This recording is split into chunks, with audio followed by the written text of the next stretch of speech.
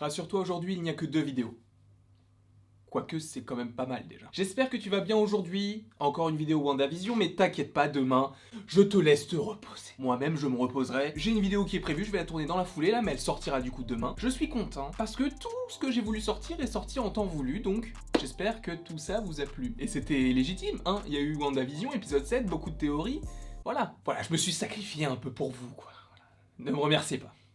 Allez-y, remerciez-moi. Non, plus sérieusement, j'ai évoqué la pub, vite fait, en disant, ouais, ça va, elle est pas très importante, mais c'est vrai qu'il y a un mot que je n'avais pas analysé, Nexus. Nexus, pour moi, c'est rien, enfin, ça représente pas grand chose. Et pourtant, en me renseignant d'autant plus sur ce qu'est Nexus, j'ai appris que c'était en lien avec beaucoup de choses en rapport avec WandaVision, évidemment, puisque c'est la pub. Mais d'autant plus dans cet épisode-là. Parlons un petit peu de cette pub. C'est une femme qui semble dépressive et on lui prescrit du Nexus. C'est un antidépresseur capable de vous rattacher à votre réalité. Et là, c'est très intéressant. Pourquoi? Je vais vous l'expliquer après. Après, dans cette pub-là, on te parle des effets secondaires de cet antidépresseur. Prendre conscience de vos sentiments, affronter la vérité, prendre votre destin en main ou déprimer davantage. Ça, ce sont les effets secondaires. Et le slogan de Nexus, c'est « Parce que le monde ne tourne pas autour de vous, mais...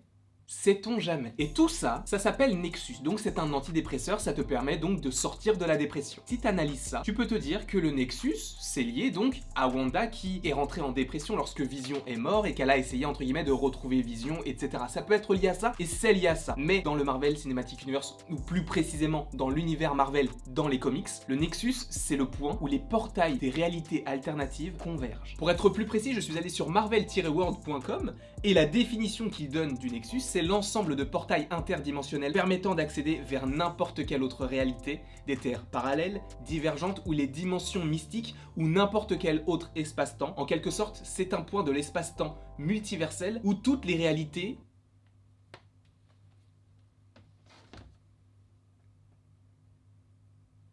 convergent. Ce qui signifie que le Nexus, c'est un endroit, c'est un point dans le monde où toutes les réalités vont se rencontrer entre guillemets ou vont converger. J'avoue que je n'avais pas la référence du Nexus. Aujourd'hui, je l'ai. Qu'est-ce que j'imagine pour le Nexus? C'est incroyable.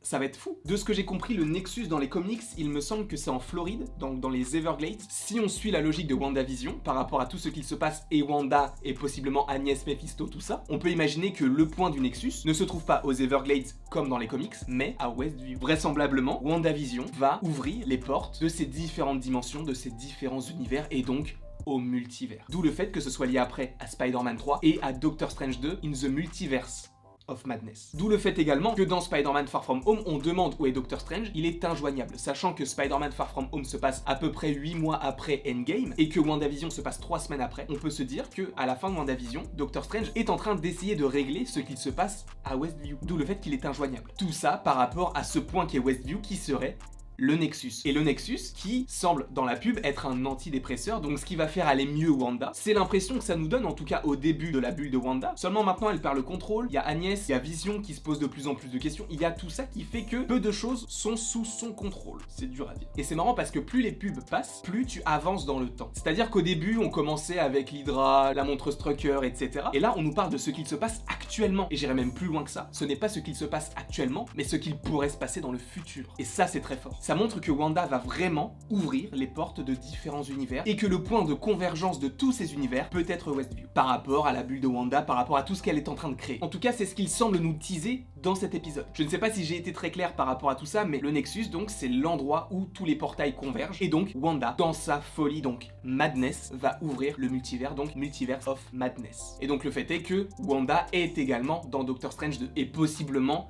selon peu de rumeurs, mais bon, on peut l'imaginer quand même qu'elle soit également dans Spider-Man 3. Donc cette pub, au début, je me suis dit, ça vaut pas le coup, c'est juste une pub comme ça, comme la dernière.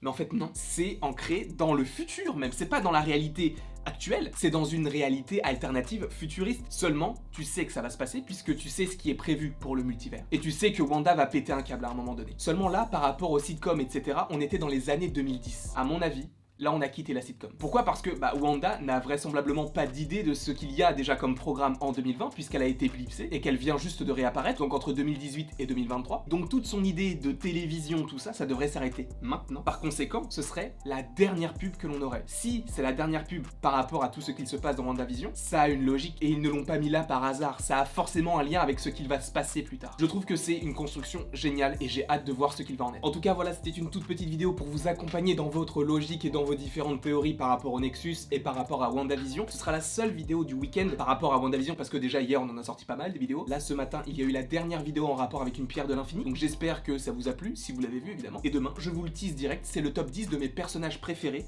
dans le Marvel Cinematic Universe. N'hésitez pas à l'aimer, à la partager, à la commenter et à vous abonner. Cela me ferait extrêmement plaisir. Et après tout ce long laïus, il ne me reste plus qu'à vous dire à la prochaine pour la prochaine.